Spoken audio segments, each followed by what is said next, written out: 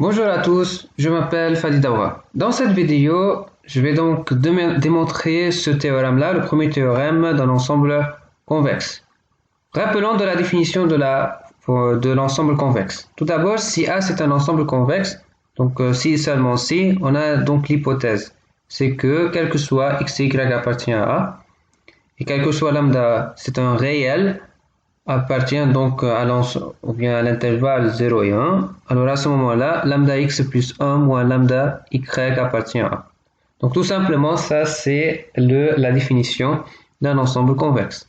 Maintenant, ce qu'on va démontrer, c'est que si A est un ensemble convexe, alors on aura que quel que soit un nombre, par exemple P, d'éléments appartient à A, et quel que soit donc le même nombre P de réels, lambda 1 jusqu'à lambda P appartient à R, et tous sont positifs, et tel que lambda 1 plus jusqu'à lambda P est égal à 1, alors à ce moment-là, on a que la sommation de lambda I et xi appartient à A.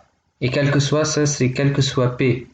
Et du coup, donc, il faut démontrer cette proposition. La seule manière de démontrer cette proposition, c'est de démontrer par récurrence cette proposition. Comment on fait ça? Tout simplement, la première étape donc pour démontrer par récurrence, c'est tout d'abord l'initiative. La première étape, c'est l'initiative dans laquelle on prend par exemple P un nombre initial qui est P est égal à 1 ou bien P égale à 2.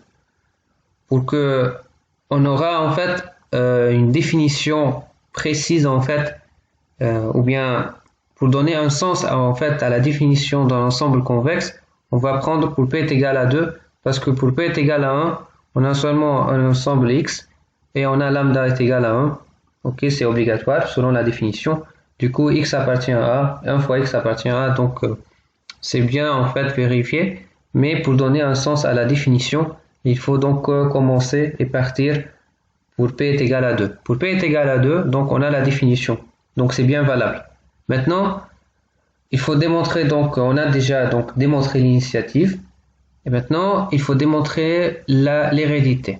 Donc l'hérédité, c'est ça le travail. Ici on va travailler donc sur l'hérédité, tout simplement. Donc on va dire que si lambda 1, donc si la proposition d'ordre de P est correcte, pour démontrer donc que la proposition d'ordre de P plus 1 est correcte. Donc comment on peut commencer? On commence par la définition, voilà.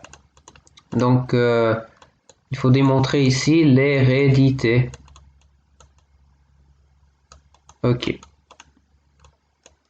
Alors, x1, x2 jusqu'à xp, et on a lambda 1, lambda 2 jusqu'à lambda p appartient à R, pas seulement R, et plus tel que lambda 1 plus lambda 2 jusqu'à lambda p appartient, pardon, excusez-moi, c'est égal à 1. Alors à ce moment-là, on a que la sommation de 1 jusqu'à p lambda I xi appartient à A. Et tous ces éléments appartiennent à A. Et je répète ici, ici A, ce n'est pas nécessaire qu'il soit un espace vectoriel. Ok?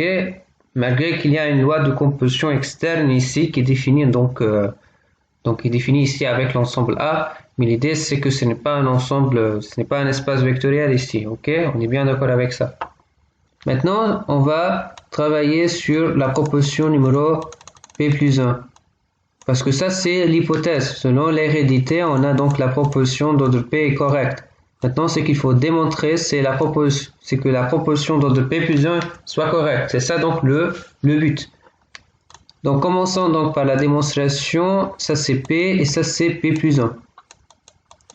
Donc maintenant il faut démontrer à partir de cette égalité, ou bien pardon, de cette appartenance, pardon, c'est pas une égalité ici, donc que la sommation de I allant de 1 jusqu'à P plus 1, voilà, de lambda i, xi appartient à A.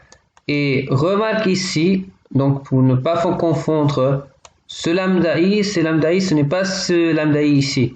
Donc on va écrire mu, ok? Pourquoi mu? Parce que c'est pour différencier entre c lambda ici et c lambda ici. Donc tel que la sommation de i de 1 jusqu'à p plus 1, ok, de mu i est égal à 1. Ok, vous voyez comment? Maintenant, est-ce qu'on peut par exemple écrire que c'est la sommation de i allant de 1 jusqu'à p, lambda mu i plus mu p plus 1 est égal à 1. Est-ce qu'on peut écrire ça? Oui, bien sûr. Est-ce qu'on peut par exemple écrire la sommation de 1 jusqu'à p mu i divisé par la sommation j de 1 jusqu'à p mu j est égal à 1? Oui, bien sûr. Parce qu'en fait, tout simplement, la sommation de mu i divisé par la sommation de mu i est égal à 1 toujours. Ok? Donc, c'est tout simplement ce qu'on a fait en fait, c'est de diviser par la somme de mu i, c'est tout. Alors, qu'est-ce qu'on peut faire maintenant? Si par exemple, on va voir, donc on va essayer d'utiliser donc cette égalité pour démontrer que la somme de mu i xi appartient à 1. Donc il faut en fait profiter de la sommation, ok, de sommation de 1 jusqu'à p, pas de 1 jusqu'à p plus 1, parce que pour 1 jusqu'à p, on peut utiliser donc cette propriété de l'appartenance. Voilà, donc ce qu'on va faire maintenant, tout simplement, si quelqu'un donc connaît bien donc que veut dire le raisonnement par récurrence, donc tout simplement, on va nommer ça SP plus 1, voilà. Donc SP plus 1, au lieu par exemple d'écrire chaque fois, on écrit SP plus 1. Donc c'est la sommation de 1 jusqu'à P tout d'abord de mu i xi plus mu P plus 1, ok, xP plus 1. Est-ce que vous avez compris ici? Oui, c'est très simple parce que tout simplement, on a donc séparé donc la sommation jusqu'à P. On va travailler sur P, ensuite sur le terme P plus 1. Parce que c'est facile en fait d'appliquer, ou bien c'est acceptable en fait d'appliquer la sommation sur P, donc l'hypothèse de l'appartenance. Parce que on a que l'hypothèse de l'appartenance pour la somme de P appartient à 1. Valable. Ensuite, ce qu'on va faire, en fait, c'est de multiplier et diviser par la sommation de mu i, mais sur P. Voilà. Ok. Pourquoi? Parce que je vais vous montrer pourquoi. Donc ici, c'est la sommation mu i. Pour rendre donc les éléments, ou bien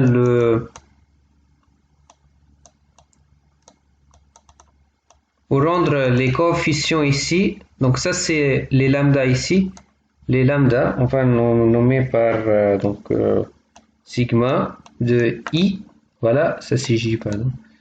Donc, en fait, ce qu'on a fait en fait juste, c'est de dire que lambda i est égal à mu i divisé par la sommation de mu j. Voilà. Maintenant, plus, donc tout simplement, mu p plus 1, xp plus 1. Voilà. Ok, voilà. Maintenant, est-ce que ce terme-là appartient à A? La réponse est oui. Oui, tout simplement. Parce que on a donc vérification de cette proposition. Donc tout simplement, ça c'est appartenant à A. Ok, ça c'est appartenant à A. Maintenant, la deuxième chose qu'il faut savoir en fait, c'est est-ce que tout ce terme-là appartient à A? C'est ça donc la question. Et puisque on a démontré que ce terme-là, on va le nommer y, ok, y de p, ok, ça c'est y de p, puisque y de p appartient à A, Et donc S de P plus 1 est égal, tout simplement, égal, donc on va le nommer gamma de P, ok, gamma de P fois Y de P plus mu P plus 1, X de P plus 1. Maintenant, on sait déjà que Y de P appartient à A, Y de P appartient à A, et X de P plus 1 appartient aussi à A. X de P plus 1 appartient aussi à A. Et on sait déjà que donc la sommation des paramètres, ok, gamma de P plus mu P plus 1, c'est en fait tout simplement c'est la somme de I de 1 jusqu'à P plus 1. Et tout simplement, c'est égal à 1 selon en fait quoi? Selon l'hypothèse, parce qu'on a déjà dit que la sommation de mu i de 1 jusqu'à P plus 1 est égal à 1. On a commencé par la démonstration de cette hypothèse. Du coup, ça serait très valable. Ça, c'est donc appartient à A, et ça, c'est appartient à A. Et les paramètres qui multiplient chaque terme est égal à 1. La sommation est égale à 1. Du coup, ça appartient à A. Et de cette façon, on a démontré le théorème par récurrence. Donc voilà, c'est ça donc la démonstration. Donc si vous avez donc des questions, merci donc d'écrire des commentaires ou bien me contacter sur LinkedIn. Voilà. Et si vous avez des questions sur la topologie en général, je peux donc faire des vidéos. Voilà, donc voilà, à la prochaine vidéo. Salut.